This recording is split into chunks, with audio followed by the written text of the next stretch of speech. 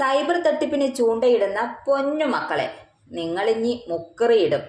ഇത് വെറുതെ പറയുന്നതല്ല, നല്ല ശിമിട്ടം പൂട്ടുമായി എത്തിയിരിക്കുകയാണ് നരേന്ദ്രമോദി സർക്കാർ. തട്ടിപ്പ് നടത്തി സുഭിക്ഷമായി ജീവിക്കാമെന്ന് കരുതിയവർ ഇനി ഒന്ന് സൂക്ഷിക്കുക.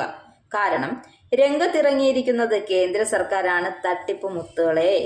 പിന്നെ എപ്പോഴും ചർച്ചയാകുന്ന മറ്റൊരു വിഷയമാണ് പോലീസുകാരുടെ അമിത ജോലിഭാരവും സമ്മർദ്ദവും.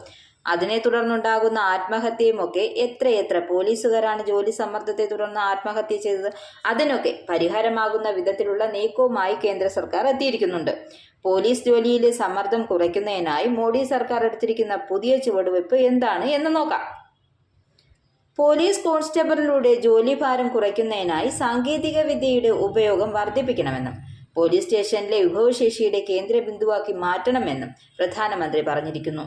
രാജ്യത്ത് വർദ്ധിച്ചു വരുന്ന ഡിജിറ്റൽ തട്ടിപ്പുകൾ, സൈബർ കുറ്റകൃത്യങ്ങൾ, AI സാങ്കേതിക വിദ്യയുടെ ദുരുപയോഗം എന്നിവയിൽ ആശങ്ക പ്രകടിപ്പിച്ച് പ്രധാനമന്ത്രി നരേന്ദ്രമോദി ഡയറക്ടർ ജനറൽമാരുടെ 59ാം അഖിലേന്ത്യാ സമ്മേളനത്തിന്റെ സമാപന സമ്മേളനത്തിൽ അഭിസംബോധന ചെയ്യുകയായിരുന്നു അദ്ദേഹം.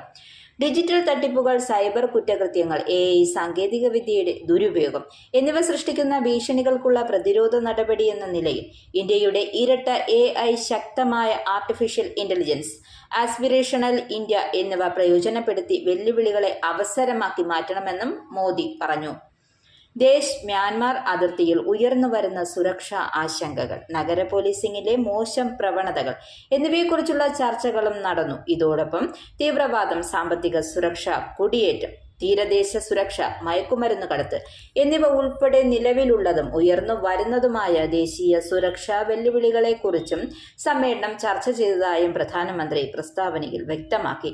അതേസമയം മുംബൈയിലെ ഫാർമസിസ്റ്റായി ജോലി ചെയ്യുന്ന സ്ത്രീയെ ഡിജിറ്റൽ അറസ്റ്റ് എന്ന വ്യാജേന വീഡിയോ കോളിൽ നഗ്നയാക്കിയ ശേഷം പണം തട്ടിയ സംഭവവും ഡിജിറ്റൽ അറസ്റ്റ് തട്ടിപ്പ് സംഘമാണ് ഭീഷണിപ്പെടുത്തി പണം തട്ടിയത്. കഴിഞ്ഞ മാസം നവംബർ 19, 20 തീയതികളിലായിരുന്നു ഈ സംഭവം. ഭയന്നുപോയ പെൺകുട്ടി കള്ളപ്പണക്കേസിൽ അകപ്പെട്ടു എന്ന ധാരണയിൽ തട്ടിപ്പുകാരുടെ നിർദ്ദേശങ്ങൾക്ക് വഴങ്ങുകയായിരുന്നു. ഡൽഹി പോലീസ് ചമഞ്ഞെത്തിയ തട്ടിപ്പുകാർ പെൺകുട്ടിയെ ഹോട്ടൽ റൂം എടുക്കാൻ നിർബന്ധിക്കുകയും പിന്നാലെ 1.7 ലക്ഷം തട്ടിയെടുക്കുകയുമായിരുന്നു. ഇത്തരം തട്ടിപ്പുകാർ ഉടൻ തന്നെ പൂട്ടണമെന്നും മോദി വ്യക്തമായി. ഇനി ഇത്തരത്തിലുള്ള തട്ടിപ്പുകാർക്ക് രക്ഷയില്ല എന്ന് തന്നെയാണ് കേന്ദ്ര സർക്കാർ വ്യക്തമാക്കുന്നത്.